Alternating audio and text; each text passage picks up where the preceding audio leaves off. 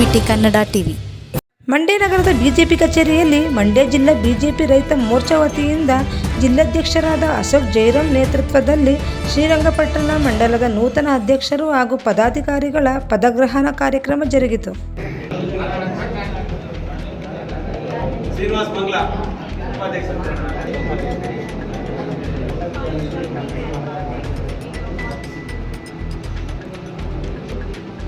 ಸಾಮಾಜಿಕ ಜಾಲತಾಣ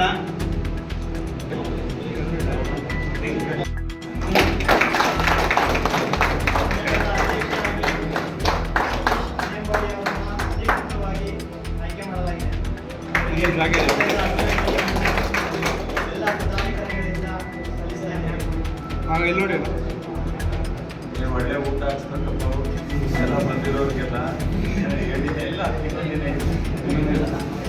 ಅನಿವಾರ್ಯ ಅಂತ ಅನ್ನೋದಕ್ಕೆ ಇವತ್ತಿನ ಉದಾಹರಣೆ.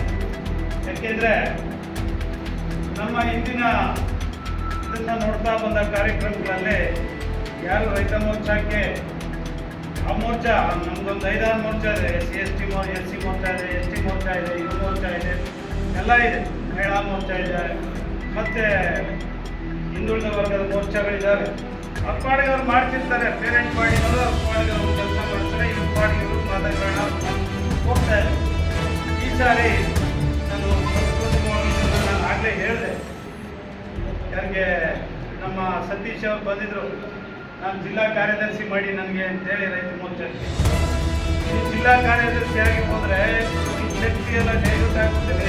ಜಿಲ್ಲೆಗೆ ನಮಗೇನೆ ಯಾವತ್ತು ವಾಕ್ಯ ಶಕ್ತಿ ಇಲ್ಲೇ ಉಳಿಬೇಕು, ಎಲ್ಲಿ ಶ್ರೀರಂಗಪಟ್ಟಣದಲ್ಲಿ ಉಳಿದ್ರು ತಾನೆ ನಮ್ಗೆ ಏನಾದ್ರು ಅನುಕೂಲ ಆಗೋದು ಅಂತೇಳಿ ಅವ್ರನ್ನ ಶ್ರೀರಂಗಪಟ್ಟಣಕ್ಕೆ ಉತ್ಸಾಹಿ ಯುವಕ ಶ್ರೀರಂಗಪಟ್ಟಣ ಕ್ಷೇತ್ರದಲ್ಲಿ ಇರಲಿ ಅನ್ನೋ ಉದ್ದೇಶದಿಂದ ಅವನ ಶಕ್ತಿ ಏನಿದ್ರು ಶ್ರೀರಂಗಪಟ್ಟಣಕ್ಕೆ ಸೀಮಿತ ಆಗಲಿ ಅಂತೇಳಿ ನಾವೇ ನಿರ್ಧಾರ ಮಾಡಿದ್ವಿ. ಅದಕ್ಕೆ ನಾನು ಅವ್ನಿಗೆ ಹೇಳಿದೆ, ತಾಲೂಕು ಅಧ್ಯಕ್ಷನಾಗು ನಂತರ ನೋಡೋಣ, ಯಾಕೆಂದರೆ ಇಲ್ಲಿ ಶಕ್ತಿ ನಿಮ್ದೇನು ಅಂತ ತೋರಿಸಿದ್ರೆ ಮುಂದೆ ನಿಮ್ಗೆ ಕೊಡುವಂಥ ಅವಕಾಶ ಬೇರೆ ಬೇರೆ ಇದ್ದಾವೆ ಅಂತ ನಾನೇ ಅವನಿಗೆ ಅಡ್ವೈಸ್ ಮಾಡಿದೆ. ಅದು ಎಷ್ಟು ಮಟ್ಟಿಗೆ ತಗೊಂಡ್ರು ಗೊತ್ತಿಲ್ಲ. ಹೋಗುವಾಗ ಸ್ವಲ್ಪ ಅಸಮಾಧಾನದಿಂದನೇ ಹೋದರು. ನಾನು ಹೇಳೋದಿದ್ರು ಹೇಳ್ಬೇಕು ಹೇಳಿದ್ರು ನಾನು ಏನಿದ್ರು ಒಬ್ಬನಾಗೆ ಹೇಳೋದು, ನನಗೆ ಯಾವ ಇದು ಇಲ್ಲ. ಹಾಗಾಗಿ ನಾನು ಪುನಃ ನಮ್ಮ ಬಂದಿಸಿ ಕೇಳಿದೆ, ಯಾಕಪ್ಪ ಅವ್ನು ಬೇಸರದ ರೈತವನೇ ಅಂತ. ಅವನು ಏನೋ ಜಿಲ್ಲೆಗೆ ಹಾಕಬೇಕು ಅಂತ ಬಂದು, ಅಲ್ಲ ಹೇಗೆ ಹೊಸದಾಗಿ ಬಂದವನೇ ಫಸ್ಟ್ ಕಲೀಲಿ ಮಾರಾಯ ಪ್ರೈಮರಿ ಸ್ಕೂಲು, ಆಮೇಲೆ ಮಾಡೋಣ, ಅವ್ನು ಜಿಲ್ಲಾಧ್ಯಕ್ಷನೇ ಮಾಡೋಣ, ಏನೂ ಆಗಲ್ಲ.